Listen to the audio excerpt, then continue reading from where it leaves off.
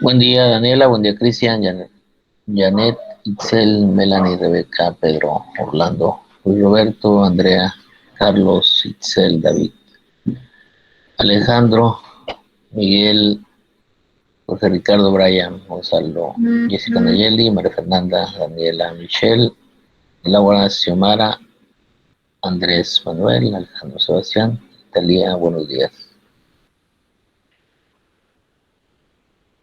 Hola, buen día. Buenos días.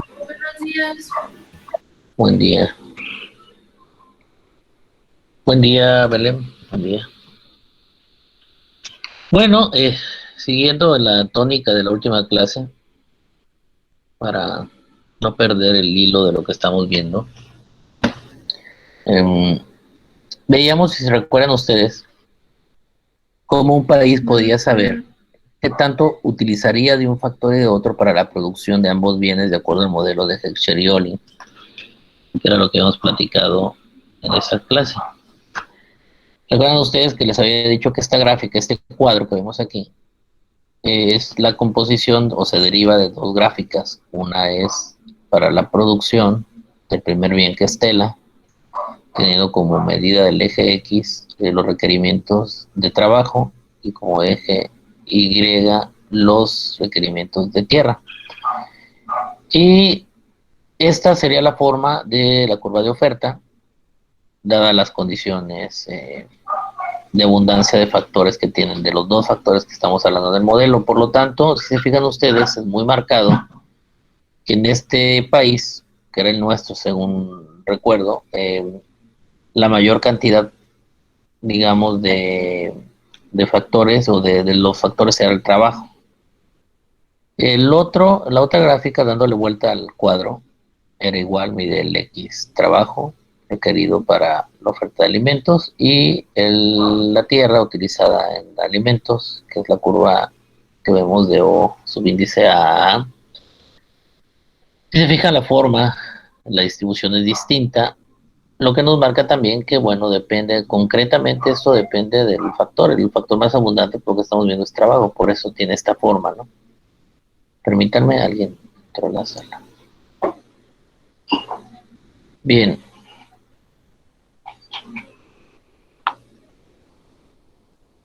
Todo el mundo ve el libro Krugman, ¿verdad? Sí, sí están viendo la pantalla. ¿Está? Sí, profe. Ok, bien.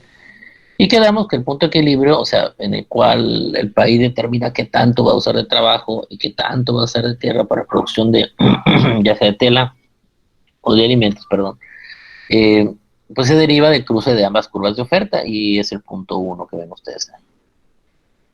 Si hicieron el favor de leer lo que les pedí, la siguiente gráfica lo que nos muestra, les pido leer para poder yo avanzar directo ya a la gráfica y ya no tener que irme sobre los textos, ¿no? Y ahorita les explico.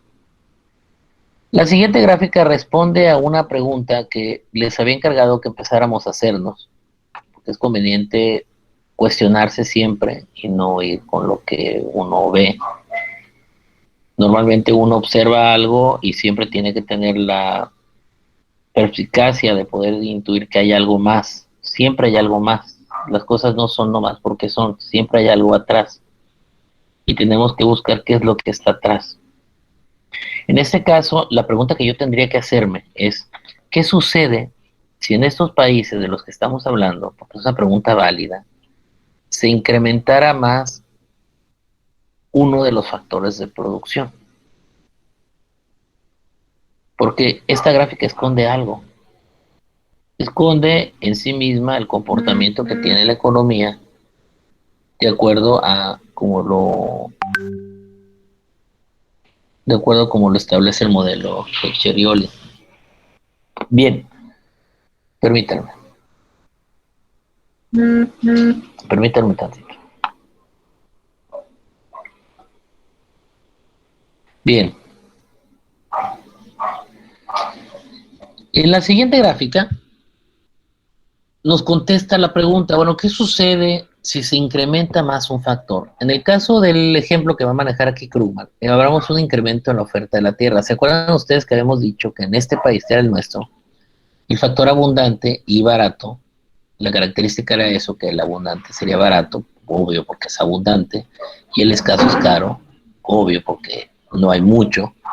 Entonces el factor abundante en este caso es el trabajo y el factor escaso era la tierra. Por lo tanto, eh, para ambas producciones se ocupaba,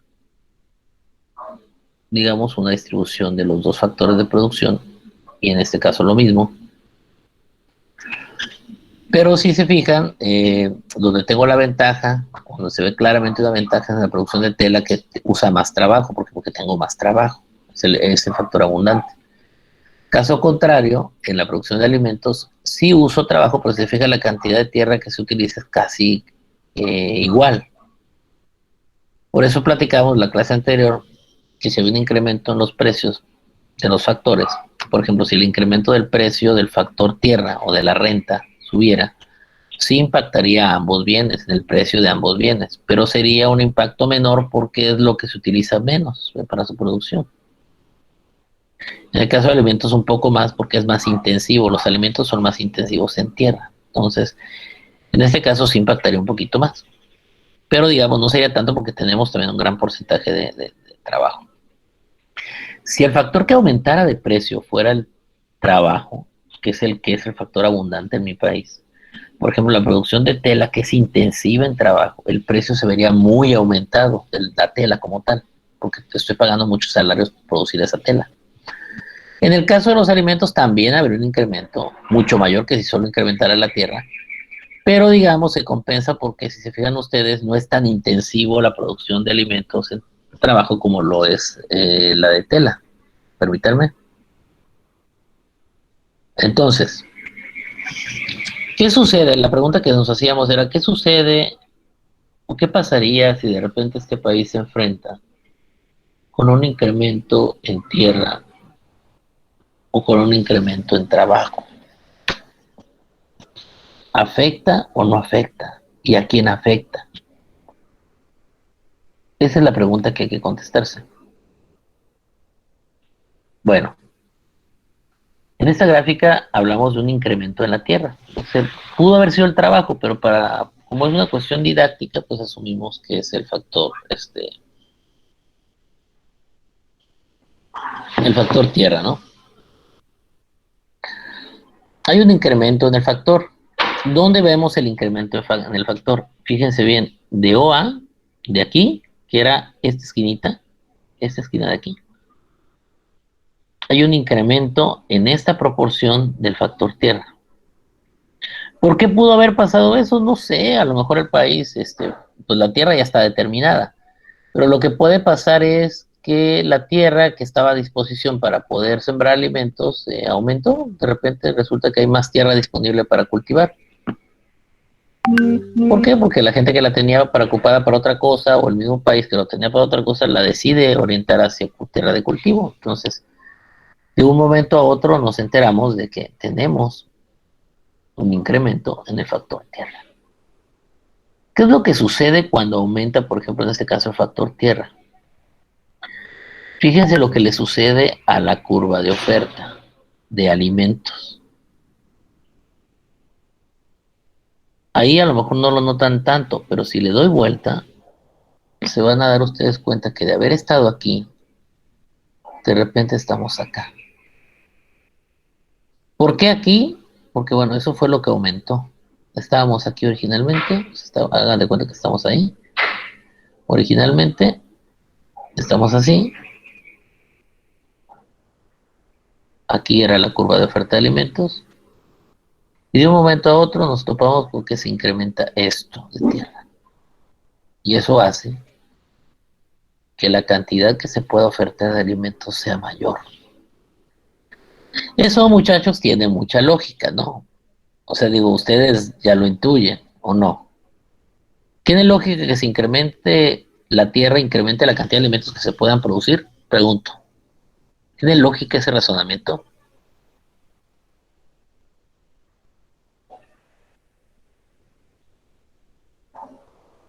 Es pregunta.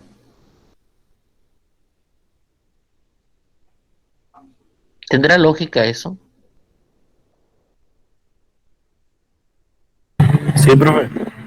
Pues sí, imaginen ustedes, por ejemplo, en Baja California Sur, que no es una tierra donde hay muchos cultivos. Ahorita sí hay cultivo de orgánico y de maíz, es buen lugar para eso. Es buen negocio ahorita eso, de hecho. Y el mango, son buenos negocios para la gente que tiene tierra. Sobre todo ahorita el maíz, a nivel nacional.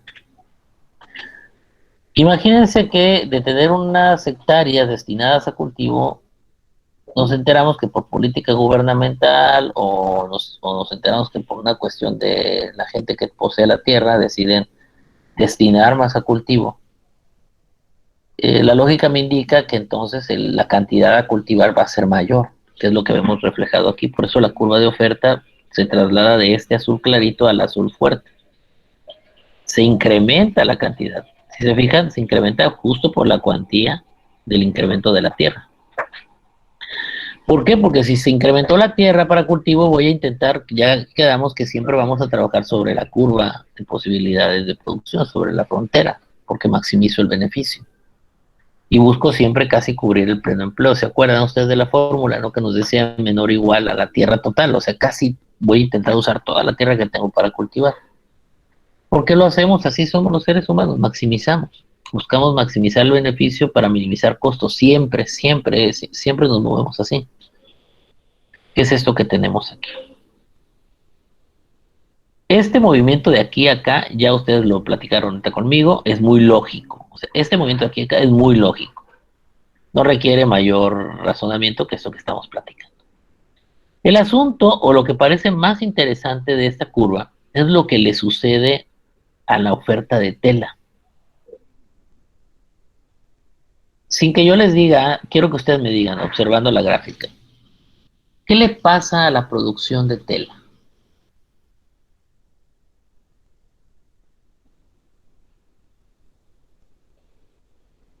Quiero que alguien que me diga, ¿qué intuye de eso que está viendo ahí? Ya entendí por qué se movió de aquí a aquí. Se movió de ahí porque es lo que incrementó de tierra. Entonces, la oferta de alimentos que era aquí, ahora es esta. La pregunta que yo les hago en este momento es, ¿qué le sucede a la producción de tela?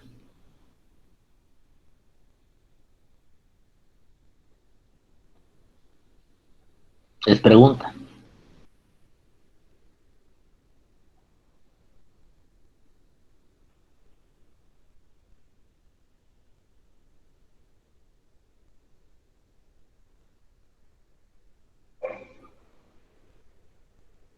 Bueno, se los voy a poner más fácil. Fíjense bien. Regreso otra vez al alimentos que es el que usa la tierra. Antes los alimentos, ah, permítanme, ok, antes que se estaba acá. Bueno, esto.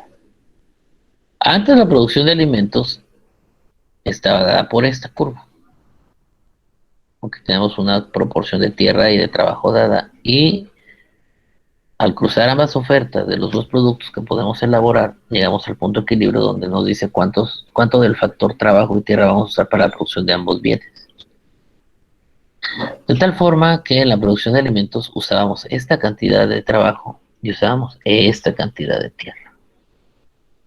Pero pasó algo interesante aquí. Se desplaza o aumenta la cantidad de tierra en mi país, en mi nación, lo que mueve la curva de oferta. ¿Por qué? Porque ahora como tengo más tierra para cultivar, puedo tener más alimentos. Entonces surge esta nueva curva de oferta. Y de anteriormente haber nosotros requerido esto de trabajo, ahora ¿cuánto estamos requiriendo de trabajo? Estamos requiriendo esto. Porque donde se cruzan las curvas es aquí, es en el punto 2, ya no en el punto 1. ¿Por qué? Porque al moverse la curva, el punto donde cruza con la oferta de tela, pues es acá. ¿Por qué se traslada los alimentos y no la tela? Porque el bien intensivo en tierra son los alimentos, no la tela. Si el que hubiera incrementado hubiese sido el trabajo, La curva que aumenta en tamaño o la producción que aumenta en tamaño es la de tela, porque es la que es intensiva en trabajo. Pero en este caso no, la que es intensiva en trabajo es la de alimentos. Por eso es que vemos ese incremento y el punto donde se intersectan las dos curvas se traslada de 1 a 2. Lo que me indica que antes de requerir esta cantidad de trabajo para producir alimentos, ahora estoy requiriendo esta cantidad de alimentos. Digo, perdón, de trabajo. Esta cantidad de trabajo para producir alimentos. Y antes de necesitar esta cantidad de tierra para los alimentos, ahora resulta que necesito toda esta cantidad de tierra para producir alimentos.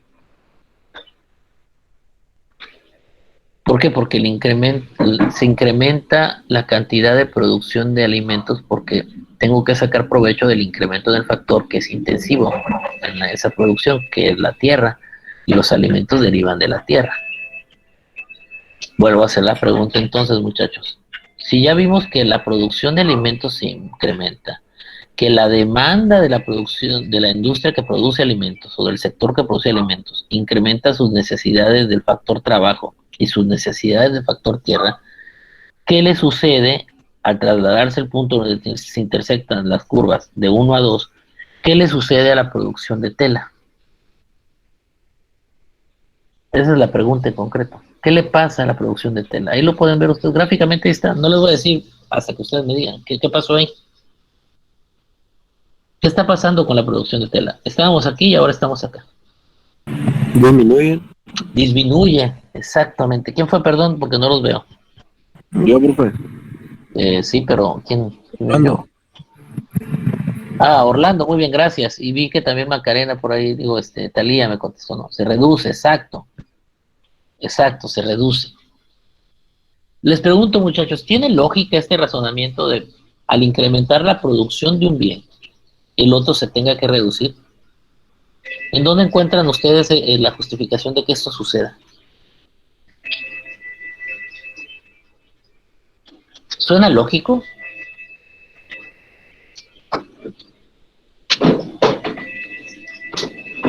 ¿Suena a algo que pasaría en la vida real?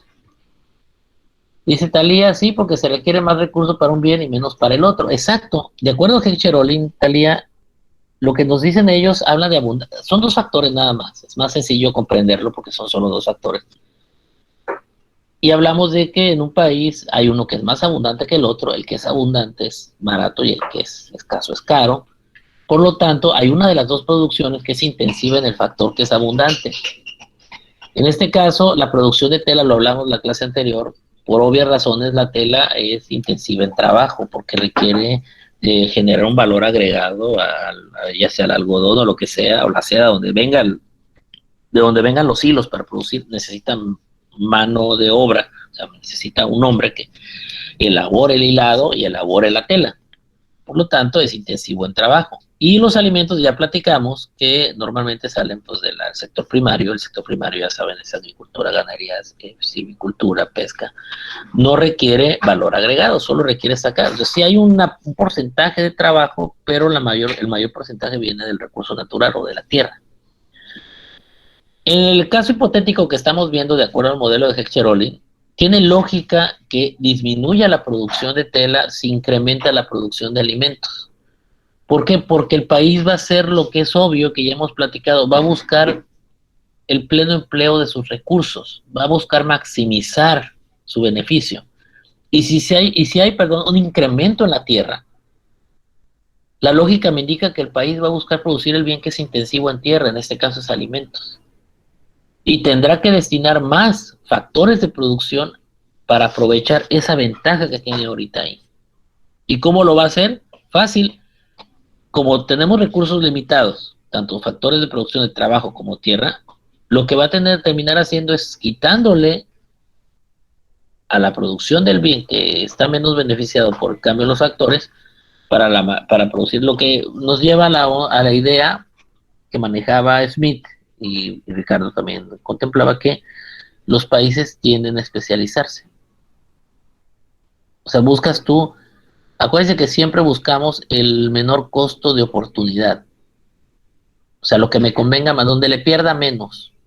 Sería una tontería de mi parte mantener a la gente y a la tierra en una pequeña cantidad trabajando por insistencia, por terquedad mía en algo, si sé que eso puede ser más productivo en otro lado. Es como si les platicara de alguien que se aferrara a mantener un tren que pase por la zona, por la selva lacandona, porque él apuesta que hay turismo ahí, así va a fomentar el turismo en la zona, o que diga que pueda poner una refinería en una zona que se inunda, o que insiste en poner un aeropuerto donde no va porque el otro no lo diseñó él. Pregunto, ¿eso es maximizar el beneficio? Es una pregunta. ¿Creen ustedes que eso es maximizar beneficio? ¿Minimizar costos? No, no, Talía. No, Orlando, exacto.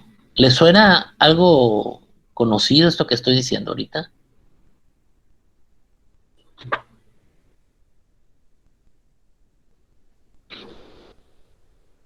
¿Les suena familiar lo que estoy hablando ahorita? Debe de sonarles. Lo vamos a ir viendo conforme nos acerquemos a la parte, de política económica. Cómo este tipo de decisiones de política económica también tienen que basarse en estos argumentos de economía. Lo que pasa es que luego se le hace el desdén a la economía, porque pues obviamente son fundamentos liberales y hay mucha gente que no está de acuerdo con la cuestión liberal. Pero en realidad en este fundamento yo creo que es válido que los países, las naciones, los sectores económicos, los empresarios siempre deben de guiarse por esto. La mejor toma de decisiones es la que menos me cueste y que me dé más beneficio. Lo estamos viendo ahí en la gráfica. En la gráfica es muy claro, es muy, muy claro lo que pasa. Entonces, la distribución de los factores de producción se mueve del punto 1 al punto 2, como lo pueden ver ahí. Lo único que pasa es una redistribución de los factores para aprovechar ese incremento en uno de los factores de producción. Pregunto, muchachos, ¿quedó claro esto que estoy explicando? No entré a leer lo que dice Krugman porque, bueno, se supone que ya lo leyeron y me fui directo a la gráfica, pero ¿quedó claro?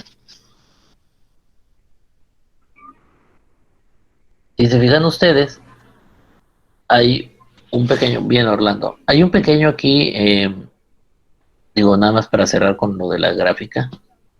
Si se fijan ustedes aquí, del punto 1 al 2, esta cantidad de trabajo y esta cantidad de tierra no es que desaparezcan, sino que ahora se van acá, a la producción de alimentos. Acuérdense que en economía, y eso es algo importantísimo tanto aquí como cuando analicemos finanzas del otro semestre, que no se les olvide esto. En economía no hay generación espontánea, en economía no hay magia, en economía las cosas no desaparecen. Es como marca la contabilidad de Fray Lucas Pacioli, si se acuerdan, ¿no? Que es el monje que inventó lo del cargo y el abono, contabilidad. Siempre a todo cargo le va a corresponder un abono. ¿Qué estamos diciendo? Que el dinero no desaparece, sino que se mueve. Y hay que identificar hacia dónde se mueve. Los factores no desaparecen, el uso de factores se mueve. Lo que estamos viendo aquí es que esta cantidad no desaparece. Esta cantidad que se usaba en tela, ahora se usa en alimentos. Y esta cantidad que se usaba en tela de tierra, se usa ahora para alimentos. No desapareció, se redistribuyó. Hablamos de redistribución.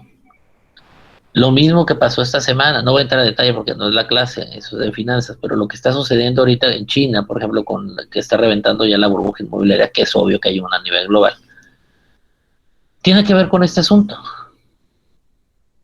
El dinero no desaparece, no se cayeron las bolsas y desapareció. Ese dinero provoca la caída de bolsas porque se mueve, se va de un lugar a otro. Por eso y nosotros sabemos que se está moviendo porque se cae la bolsa.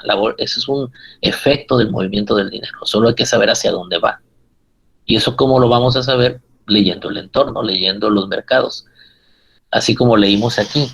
¿Cómo sé a dónde se fue esta cantidad de trabajo y esta cantidad de tierra? Es muy sencillo aquí porque yo ya vi que incrementó el factor tierra y aumentó la cantidad de alimentos, de producción de alimentos. Entonces eso me deja muy claro que esto, ¿no?, se fue acá y esto se fue acá, para fortalecer esa producción mayor de alimentos. Lo mismo, ese fundamento aplica para todo el conocimiento económico. No se les olvide, muchachos, porque a lo largo de este año tienen que aprender que esa es la base para poder comprender todo lo que vivimos a nivel global. Está en eso, en esos movimientos. Lo que tienen ustedes que aprender es saber hacia dónde se mueve. A mí me gusta mucho relacionar ese tipo de temas con el arte marcial, por ejemplo. Cuando en el arte marcial te enseñan a bloquear un movimiento, es lo mismo. Cuando uno bloquea un movimiento, uno debe saber ese bloqueo, qué es lo que va o qué es lo que conlleva. Por ejemplo, si yo desplazo un brazo, ese brazo no queda estático ni desaparece. Ese brazo se mueve hacia algún lado. Y ese movimiento me deja intuir hacia dónde va y puedo yo aprovechar las oportunidades. Es lo mismo aquí.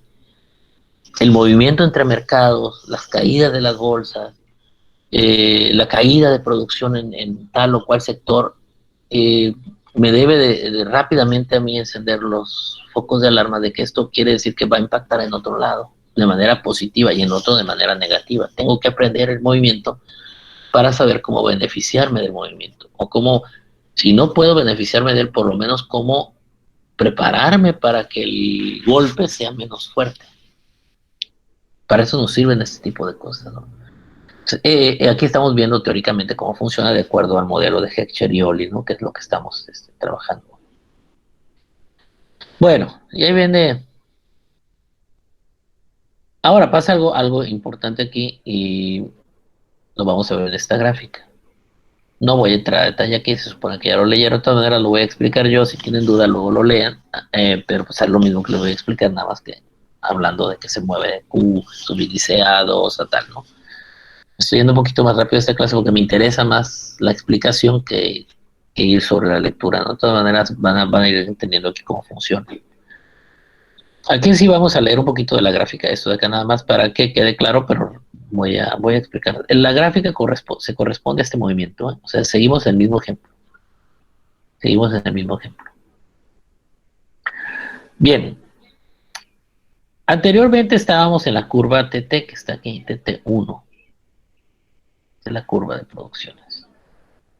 Recuerden, un aumento en la oferta de la tierra desplaza hacia afuera la frontera de posibilidades de producción de la economía, de TT1 a TT2. Es decir, esto era originalmente mi país, que es el que tenemos acá, este de aquí. Pero nos descubrimos poseedores de un poquito más de tierra para poder, o sea, de repente pues tenemos más tierra. No quiere decir, o sea, pueden ustedes siendo muy exagerados que conquistamos otro país, pero en realidad puede ser que el país haya destinado un porcentaje mayor de tierra a cultivo. Eso pasa. Por eso van a ver ustedes la importancia que tiene la política pública sobre este tipo de cosas también más adelante. Con eso cierra, digamos, el capítulo de la teoría del comercio internacional, ¿no?, de esta materia. Y podemos evaluar las políticas de nuestros gobernantes con base en eso. Perdón, ¿eh? Ok. Bueno.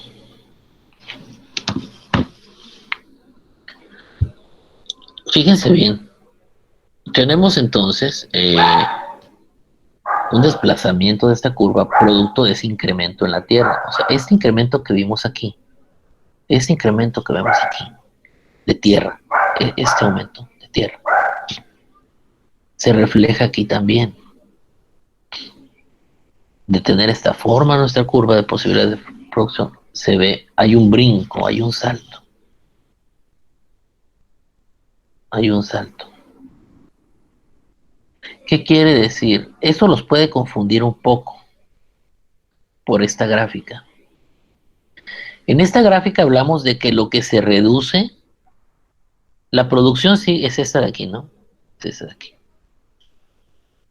Lo que se reduce es la utilización de los factores. Voy a utilizar menos factores. Hay un decremento. Pero en realidad lo que sucede es que en términos de posibilidad de producción, podría también incrementarse la cantidad de tela porque hay más tierra disponible para producir más tela. Por eso es que la frontera, acuérdense que la frontera es como lo que podemos producir con lo que tenemos. Entonces, con la cantidad de tierra y trabajo dado que teníamos, podíamos producir esto. Con el nuevo incremento de tierra, podemos producir esto. Y me van a decir ustedes, oiga, profe, pero ahí hay un incremento en la producción de tela. Efectivamente, si el país quisiera y se entercara en producir tela, ¿puede incrementar la cantidad de tela? La respuesta es sí, porque tiene más tierra disponible para poder hacer tela y se ocupa tierra para hacer tela. Pero si se fijan ustedes, si se entercara con eso, que es algo como lo de la refinería que hablamos hace rato, sí puede haber un incremento, sí lo va a haber, claro, sí puede haberlo porque utilizas el factor. Se llama frontera de posibilidades, ahí dice, posibilidades. Pregunto, muchachos, ¿la posibilidad es una realidad? O bueno, se las... ¿Sí? ¿La posibilidad es una realidad? No, dice Carelli. ¿Quién dijo que sí? No, Talía dijo que no. ¿Quién dijo que sí? Yo, Rebeca. Rebeca, muy bien, Rebeca. Vamos a replantear. El hecho de que algo sea posible quiere decir que es real. ¿Qué le falta a la posibilidad para ser real?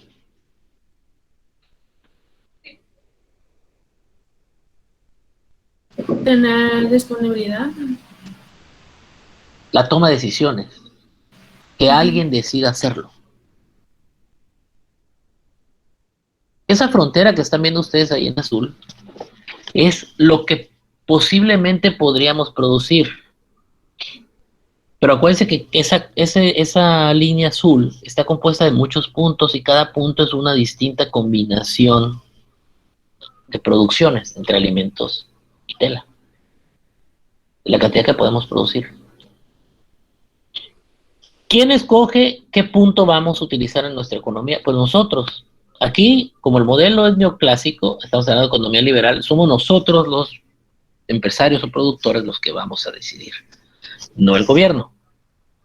La economía actual ya conlleva al gobierno, entonces el gobierno es el que toma las decisiones normalmente de dónde usa o cómo, junto con el sector empresarial, pero normalmente es el gobierno que de repente asume ese rol, ¿no? Pues aunque toda la comunidad diga que no es conveniente poner una refinería en Dos Bocas en una zona que se inunda, si el presidente dice que sí, pues él puede ponerla ahí. Pregunto, ¿quiere decir que esa posibilidad sea la mejor? No. No quiere decir que sea la mejor, pero él puede tomar la decisión. O si los empresarios toman la decisión de poner el aeropuerto en Santa Lucía, porque los empresarios quieren, puede no ser la mejor opción, pero pues ellos quieren. Y ahí, pues así, alguien toma la decisión. A lo que me refiero, muchachos, con esta gráfica es que no se vayan con la pinta de que porque ven el incremento, piensen que esto sucede. Es una posibilidad. O sea, si el país decide, puede producir aquí y cero alimentos. Quiero que entiendan que el desplazamiento del incremento de la producción de tela es una posibilidad, porque la producción de tela involucra una cantidad de tierra. Entonces, si el factor tierra incrementó, la lógica me dice que puedo yo también producir más tela si yo quisiera. Pero una cosa, les digo, es una posibilidad, por eso se llama posibilidad de producción, y otra cosa es la realidad. Y ya quedamos que la realidad busca dos cosas: maximizar el beneficio, o sea, siempre vamos a buscar hacer lo mejor para nosotros. Y la segunda es que el costo de oportunidad de mi decisión sea el menor, o sea, minimizar el costo. Por lo tanto, ahorita ustedes y yo sabemos que esto no va a pasar, o sea, que no vamos a producir aquí. ¿Por qué? Porque ahí ustedes lo están viendo gráficamente. Ese incremento en la tierra, fíjense ustedes lo que lo que podría incrementar la producción de tela y lo que podría incrementar la producción de alimentos. Pregunto, ¿no les sería muy absurdo que yo me decantara por hacer esto en lugar de hacer esto? ¿Qué pensarían de mí si les digo que voy a hacer esto, que yo fuera el presidente? Les digo, vamos a hacer esto. ¿Qué pensarían de mí si están viendo que se puede hacer esto?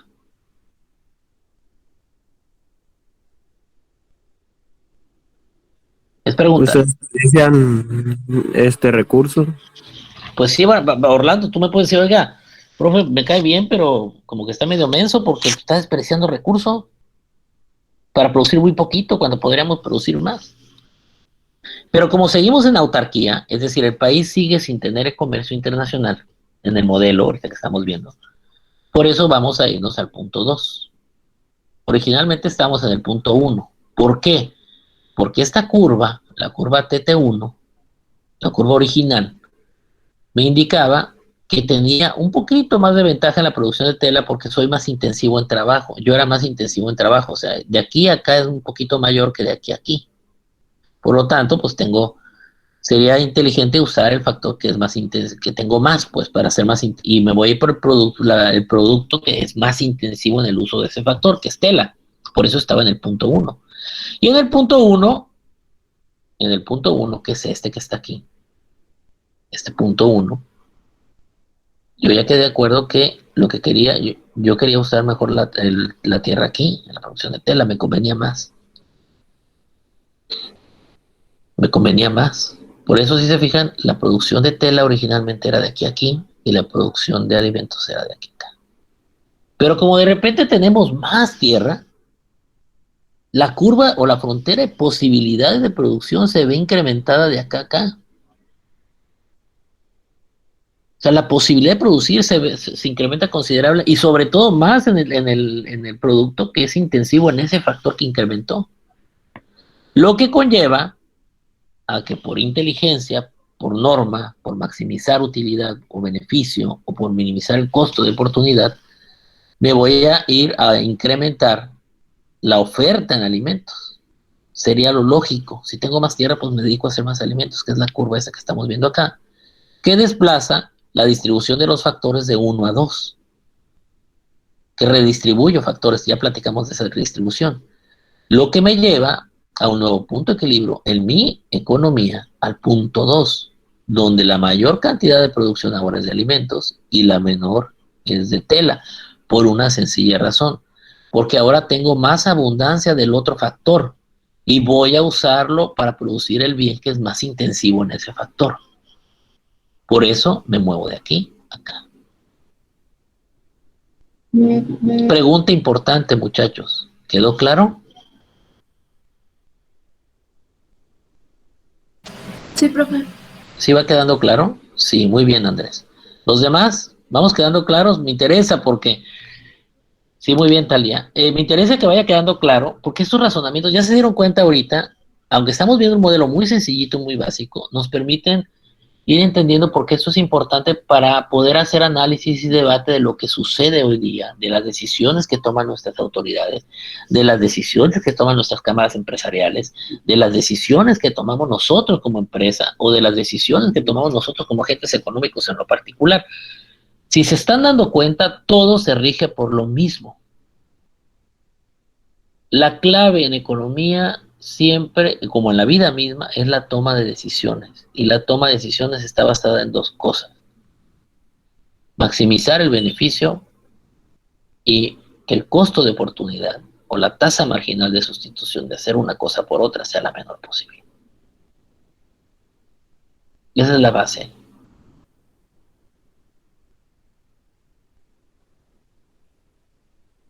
Si quieren luego entender mejor eso de las posibilidades y hay una tipo de planeación que les podría servir, se llama planeación prospectiva. Hay un libro que se llama Planeación Prospectiva de Miklos y Tello, son los autores. Echen una leída, es un librito sencillito, chiquito, no sé, son como 150 hojas. Pero habla de eso, de los futurables y cómo tomar decisiones basado en eso. Y tiene que ver con las posibilidades y las probabilidades, hace las diferencias entre estas cosas, ¿no? Porque normalmente la gente tiende a marearse con esto y como ve que se puede, lo hace, pero se enterca. Entonces uno tiene que como que ver la manera de entender cómo funciona. Pero bueno,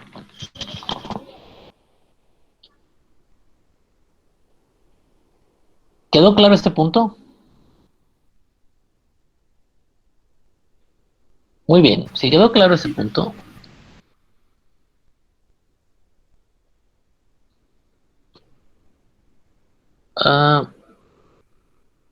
Lean acá. El efecto sesgado del incremento de los recursos sobre las posibilidades de producción constituye la clave para entender cómo dan lugar las diferencias en recursos al comercio internacional.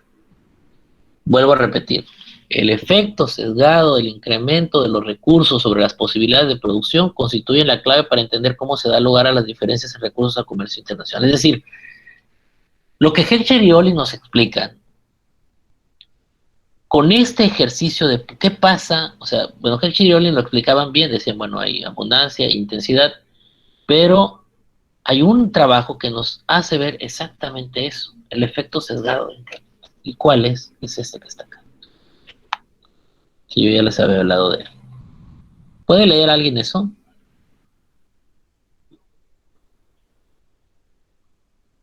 ¿Puede alguien, por favor, de leer eso? ¿Yo?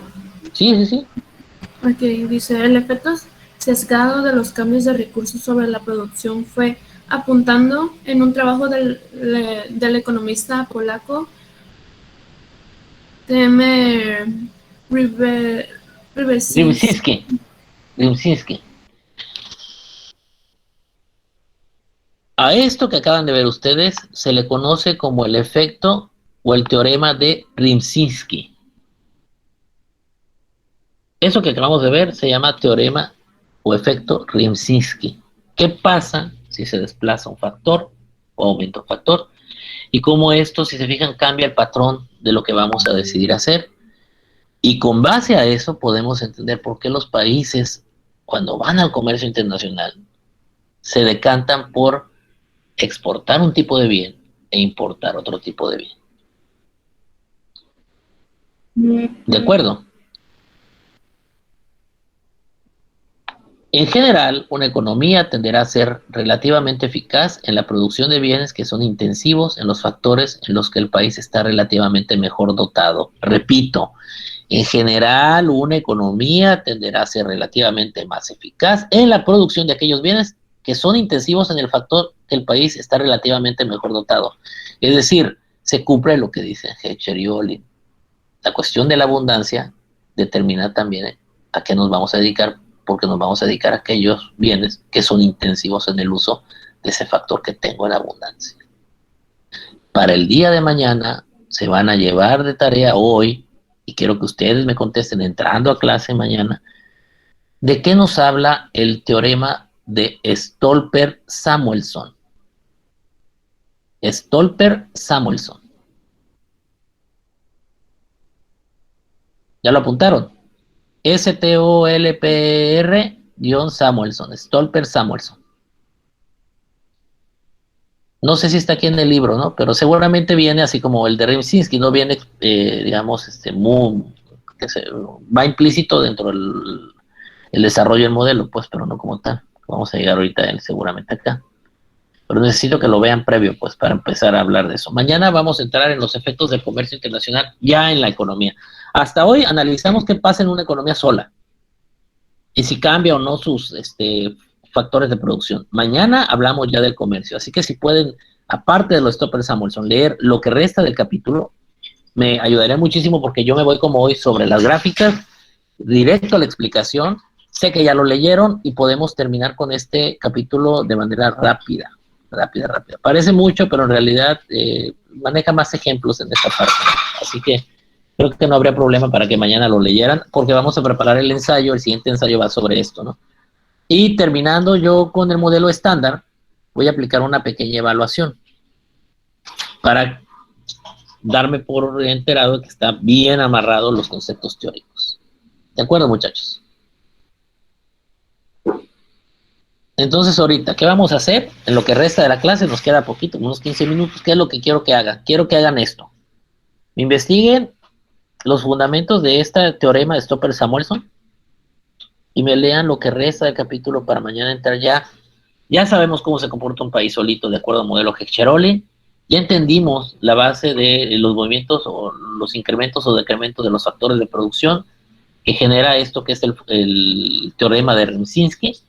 Y mañana ya hablamos ya del intercambio comercial, o sea, porque esto fundamenta la razón de por qué un país intercambia. El país se va a dedicar a producir aquello que utiliza más el factor que es abundante.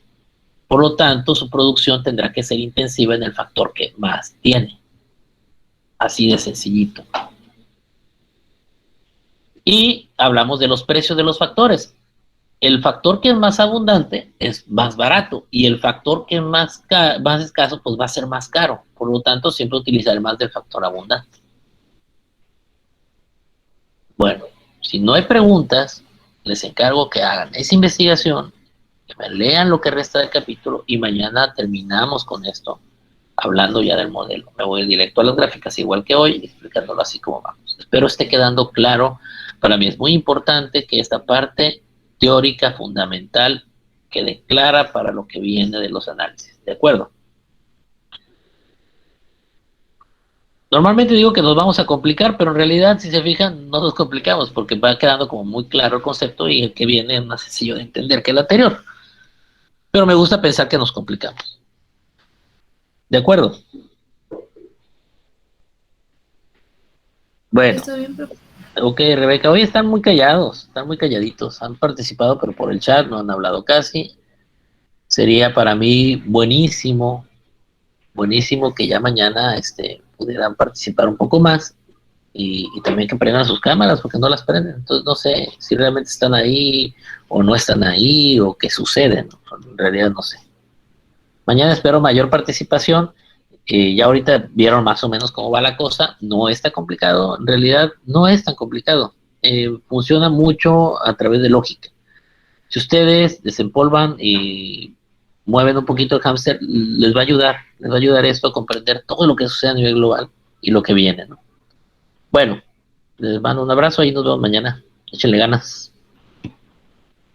Sale, profe. Dale, pórtense bien. Profe. Dale, bye.